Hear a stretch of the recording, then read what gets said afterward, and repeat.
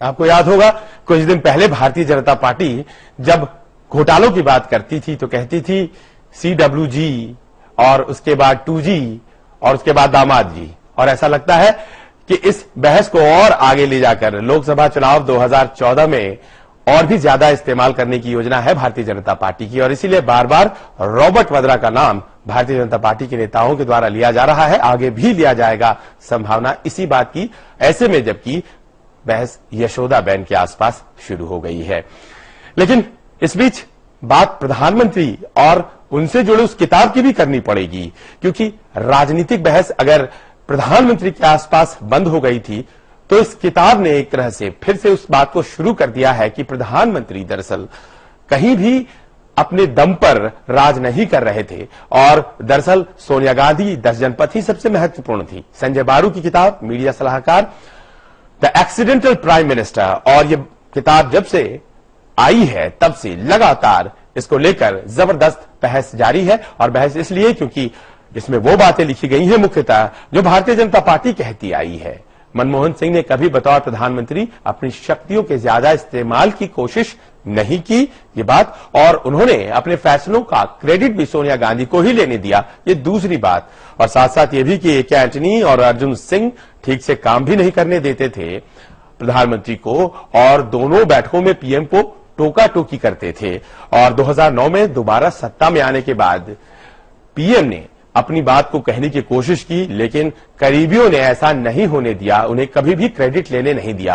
अब सोनिया गांधी, कहा यह गया इस किताब में कि हर अच्छी चीज की क्रेडिट ले लेती थी और गलतियों की जिम्मेदारी पीएम पर ठहराई जाती थी। लेकिन इसके बाद आज जब दोबारा से इस पर बहस शुरू हुई तो जमकर इस किताब के लेखक को, डॉक्टर संजय बारू को आड़े हाथों लिया गया कांग्रेस के द्वारा, और जो बातें कही गई वो अपने आप में महत्वपूर्ण है।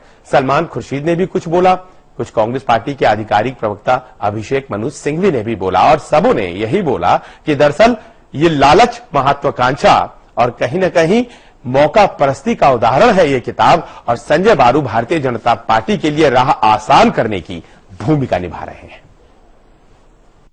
I think the people of the country have a right to know what happens within the highest levels of government and decision making. I think this was the thinking underlying the philosophy of the Right to Information Act, that the people have a right to information. My book is written on the premise that the people of India have a right to know about all the successes and the failures of Dr. Manmohan Singh as Prime Minister. I don't think anyone can question the motive. The motive was very clear, which is to record for posterity what I saw when I was in government. I wish more people in India, more people in government were to write such books. This is a healthy tradition abroad of writing memoirs based on one's role in life in government, and I see this book very much as part of a political and bureaucratic memoir. हम समझ सकते हैं मित्रों कि हमारे राजनीतिक प्रतिद्वंदी या बीजेपी कोई ऐसी चीज लिखें या कहें जो एक तरफा हो, जिसमें कोई पक्ष अच्छा सही हो ही नहीं कांग्रेस के लिए। लेकिन जब कोई व्यक्ति पहले एक कर्मचारी रहे हों, एक ऐसे विश्वास के पद में जिस पद के आधार पर उनके साथ निजी कई इंफॉर्मेशन एक्सचेंज की गई, एक ऐसे व्यक्ति जो कर्मचारी, सरकारी कर्मचारी के रूप में एक शपथ लेते हैं जैसे मंत्री लेता है, तो मैं आपके सामने ये पूछना चाहता हूं कि क्या ये उस शपथ का उल्लंघन नहीं है? क्या ये चरित्र, गुणवत्ता और विशेष तौर पे नैतिकता के आधार पर क्या ये सही कसौटी पे उतरता है? चलिए, सवाल खड़े किए जा रहे हैं और कांग्रेस के आधिकारिक प्लेटफॉर्म से ये बात कही जा रही है। बड़ी गंभीरता से इस बात को कांग्रेस पार्टी ने लिया है और आने वाले दिनों में डॉक्टर संजय बारू पर हमले लगातार जारी रहेंगे और वो शुरू भी हो चुके हैं। लेकिन कांग्रेस नेता सलमान खुर्शीद ने उस किताब के टाइटल को कहीं न कहीं प्रासंगिक बताया है और कहा है कि मनमोहन सिंह कभी प्रधानमंत्री दरअसल बनना चाहते ही नहीं थे, इसलिए उन्हें एक्सीडेंटल प्राइम मिनिस्टर कहना तो उचित है, लेकिन उस किताब में जो वर्णित बातें हैं वो गलत है और टाइमिंग जो है वो अपने आप में सस्पेक्ट है। कहीं न कहीं संदेह पैदा करती है कि आखिरकार डॉक्टर बारू की मंशा क्या है। देखिए, संजय बारू ने प्रधानमंत्री जी के साथ काम किया है और संजय बारू उनके बहुत विश्वसनीय थे। अब उनकी आपस में क्या बात हुई होगी और किस बात को लेकर उन्होंने ये लेख लिखे हैं या उन्होंने ये पुस्तक लिखी है, इस पर मैं कुछ इसलिए नहीं कह सकता हूं कि मुझे पूरी जानकारी नहीं है और मुझे पुस्तक पढ़ने का कोई अवसर नहीं मिला है। एक्सीडेंटल प्राइम मिनिस्टर मैं समझ सकता हूं कि ना प्रधानमंत्री ने कभी प्रधानमंत्री बनना चाहा था, ना ही उन्होंने पूरा जीवन इस लक्ष्य से लेकर जिया था कि मैं एक दिन भारत का प्रधानमंत्री बनूंगा। माननीय सोनिया जी ने वो निर्णय लिया था जब हम लोग सब चाहते थे कि वो प्रधानमंत्री बने। कि जो सच्चाई पूरा देश जानता था, जिस सच्चाई को हर जुबान पर लोग जानते थे कि प्रधानमंत्री कौन है, सुपर प्राइम मिनिस्टर कौन है, प्रधानमंत्री की भूमिका क्या है, सुपर प्राइम मिनिस्टर की भूमिका क्या है। प्रधानमंत्री जो है वो कोई भी फैसला या कोई भी निर्णय सुपर प्राइम मिनिस्टर की बिना जानकारी के या बिना उनकी अनुमति के नहीं करते। ये बात सब लोग जानते थे। प्रधानमंत्री तो एक तरह से बस केवल पोस्ट उनके पास थी, पावर कहीं और थी। ये बात सब लोग जानते थे कि पोस्ट प्रधानमंत्री के पास है और पावर सुपर प्राइम मिनिस्टर के पास।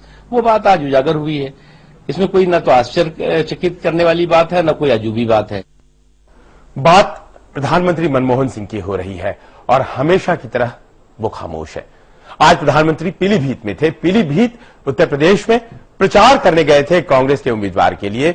वहां उन्होंने भाषण दिया और जैसी कि उम्मीद भी नहीं थी और उन्होंने इस बारे में कुछ कहा भी नहीं कि आखिरकार जो किताब आया है उसमें वर्णित बातें गलत है या सही है। हालांकि संजय बारू लेखक इस किताब के कह रहे हैं कि सप्ताह भर पहले इस किताब की एक प्रति, एक कॉपी मनमोहन सिंह को भेजी गई थी और सप्ताह भर पहले जब भेजी गई थी तो कोई प्रतिक्रिया उनकी तरफ से नहीं आई और आगे बढ़ के इस किताब को बाजार में ला दिया गया। और इस तरह से कहा यह जा सकता है कि आखिरकार अगर इसमें बातें गलत है जैसे कि कांग्रेस कह रही है तो फिर मनमोहन सिंह सामने आकर इस बात को क्यों नहीं कह रहे हैं। आज उस मंच से जहां पीलीभीत में वो कांग्रेस के उम्मीदवार की यूं कहे कि एक कैंपेनिंग में बोल रहे थे बड़ी बड़ी बातें, भारतीय जनता पार्टी को बड़बोलेपन के लिए भला बुरा कह रहे थे, तो सवाल ये उठता है कि आखिरकार उन्होंने अपनी तरफ से सफाई क्यों नहीं दी। सप्ताह भर पहले किताब उन्हें अगर मिल गया था तो फिर ये बातें तो उनसे अपेक्षित हैं और आने वाले दिनों में भी उम्मीदें की जाएगी कि वो मामले पर सफाई दें। लेकिन ये बात रही मनमोहन सिंह की। मनमोहन सिंह के प्रधानमंत्री के दिन बहुत कम है और आने वाले दिनों में चर्चा उनके आसपास होगी, इस बात की संभावना भी बहुत कम है। और संभावना जिस व्यक्ति के आसपास चर्चा तेज होने की है वो है अरविंद केजरीवाल। और अरविंद केजरीवाल आज लुधियाना में थे। उन्होंने वहां क्या किया आपको हम बताएंगे। बस एक छोटा सा विराम ले लेते हैं, आप जाइएगा मत।